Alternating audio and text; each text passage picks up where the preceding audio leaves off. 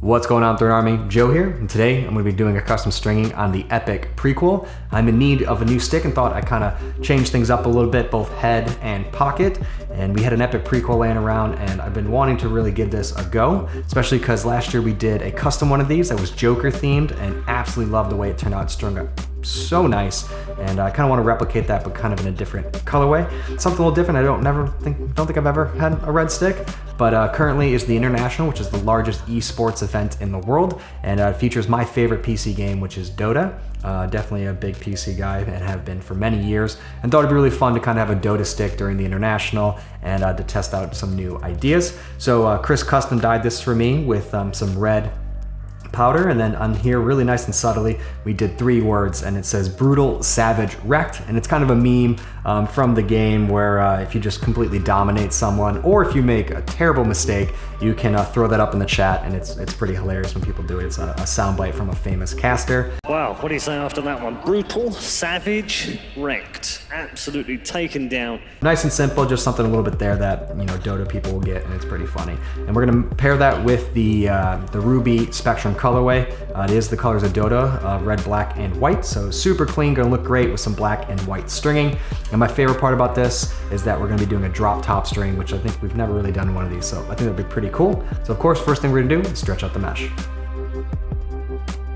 The first tip I'm gonna give you guys on doing kind of a drop top string is actually to string the sides first. Chris is the one that kind of came up with this method, and it works out really well. And I think on this one, we're gonna start in the fourth hole down, and you're just gonna string it like you would just a normal stick, but of course you're not gonna go to that top row, you're gonna go to that secondary row, because we're not actually doing the top string, we're gonna do the sidewalls first. And we're just gonna do our normal sidewall. It's pretty similar to kind of what you would normally string up. The only difference is that it's going to kind of have one less diamond because you're not stringing all the way to the top of the head. I'm gonna see if I can get a double in here, see if I like it.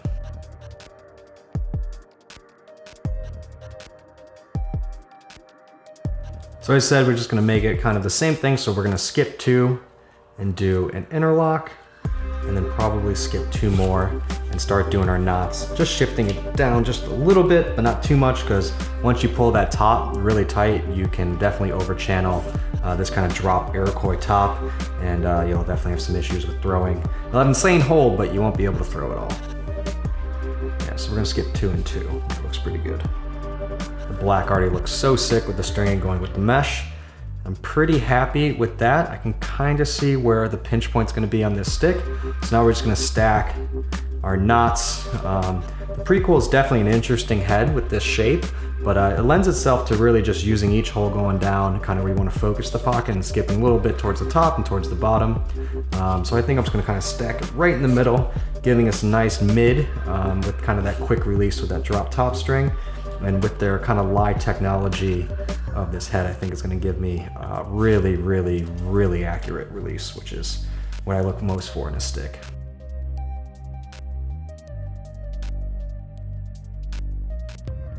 Remember, you always wanna pull the mesh out to seat those knots.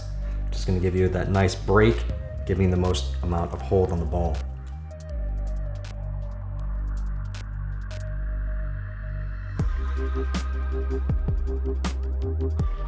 Sidewall's done. Again, we're gonna pull it out, try and seat all of those diamonds. And I mean, it's weird seeing just a sidewall in, but you can see it's gonna look really nice. And then we pull that top up, it's gonna focus the channel. So I'm really happy with what I see here. So I'm gonna do the same exact thing on the other side.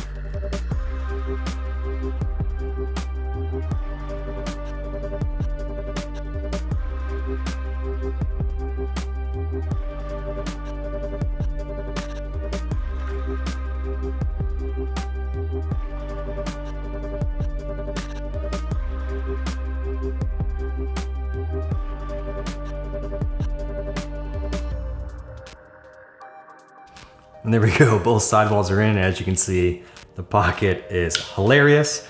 But as I said before, once you start bringing up the top, you're gonna see the channel get focused and kind of distribute all that bagging out, and it's gonna be pretty sick. But I feel like it'd be hilarious to try and play with something like this. I mean, it looks good, don't get me wrong, it looks really good. Next up is the top string. You're gonna pretty much treat it like how you start any top string. It's just gonna be dropped again. So we're gonna come in the third hole and then wrap around ones because we're actually gonna use 2 strings for the top. If we don't do that, we won't have enough room. Pull it nice and tight. And then I have to warn you, I always screw this up. It usually takes me at least 1 or 2 mistakes to figure out exactly what I need to do.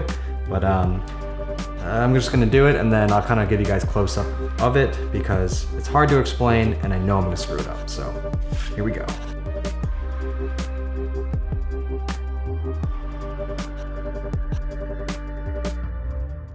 All right, the first string's in. I know it looks a little weird, but you kind of want to make it tight, but not too tight, because then you'll distort the channel, especially if you're stringing across, you have a tendency to pull the one way. So I like to put this one in pretty tight where the mesh just starts to kind of stretch and take shape, but then I can always go back in later and make it tighter, especially with the second string in. So first one's in, looks really good. We're still nice and centered. Looks like tension is even everywhere. And we also inverted the 2 sides. So this one comes from the left to the right, goes to the front to the back, and this one goes from the back to the front. And now we're gonna put the second one in, which is really gonna kind of shape the pocket and really make that top nice and even because you really wanna make it match the curve of the head. So, second one. I'm gonna tip this a little bit heavier because it's gonna be difficult to get in that sidewall hole on the side because usually when you drop the top down, the holes that you're gonna be using are smaller than the actual top holes. So we gotta make this a nice point and also make it easier when we're going in throughout the mesh that's already been kind of tightened up with that already in their top string. Yeah, this is gonna be an issue. String in. All right, after 15 minutes, and I mean literally 15 minutes of wrangling the string in, it's in, and we're gonna go on top of the string underneath it. This will just give you the nicest and cleanest look. And then we're gonna weave across, again, inverting the pattern, but then also inverting what string is forward and backward. Again, very hard to explain, so I will have kind of close-up images at the end where you can pause and really get a good look at the string. But so we're gonna kind of repeat the same thing, but doing the first, the third, the fourth, and the sixth.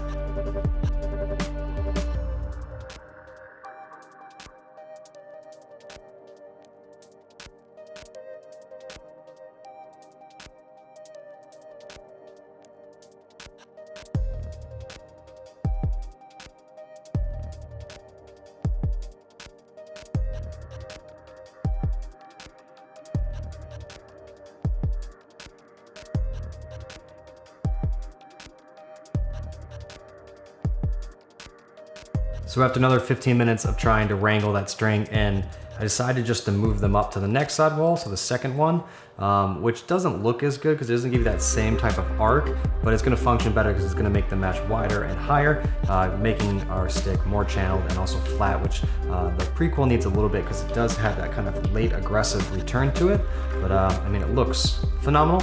Now we're gonna throw the throat in, and I think for this, since this is kind of a shorter of a head and we're doing the drop top, I think we're gonna go to the 8 row. We normally go to the 9, but keep it defined in a nice mid. I think I'm gonna go to the 8, so we're just gonna weave the 8, and I think we'll be good.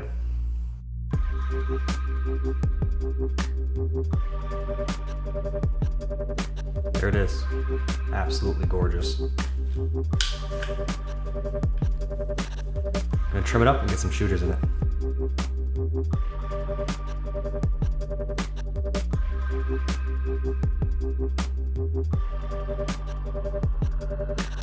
I always like to trim the tail on these because since we are bumping it down, it's gonna be a little long and it just doesn't look as good and it's kind of excessive. So I think for the shooters, we're gonna do a stacked nylon and then 2 straight. So it'd be nylon, straight, skip, straight.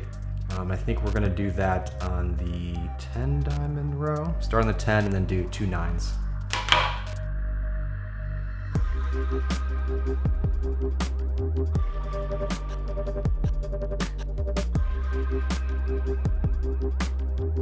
You want the top string to be a little bit tighter than normal just to ensure it actually releases and is not kind of ticking off the top string or the actual plastic itself, because with this pocket you are going to need a nice quick release, but you want to make sure it doesn't really grab on it, which would cause some pretty serious width issues.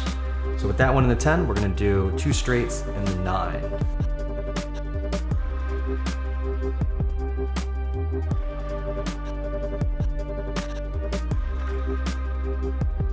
Remember also to stretch your shooters before you put them in, because Gets rid of that little bit of excess and give you the best balance between hold versus width.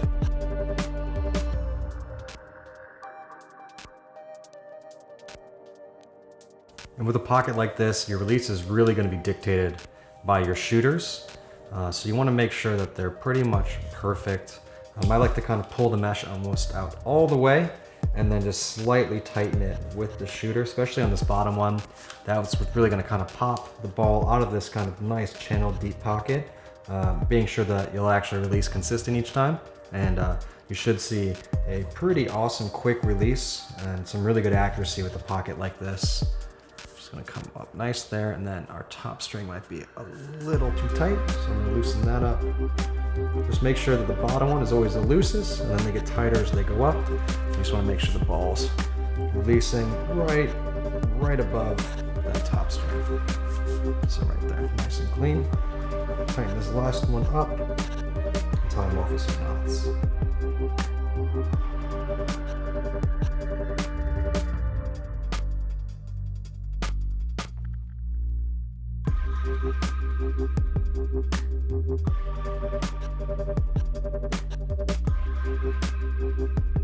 So there she is, looks absolutely amazing. I think my favorite part is kind of how the color works. The white across the top with the shooters looks really amazing. I think it's because we have that drop top string with kind of this black in here. It's almost hitting, you kind of don't even see it. So the white's really linear and the red's really vertical, and then there's just a little bit of white trim at the bottom kind of offsets the black. And the brutal Savage Rekt, I think, is just absolutely amazing.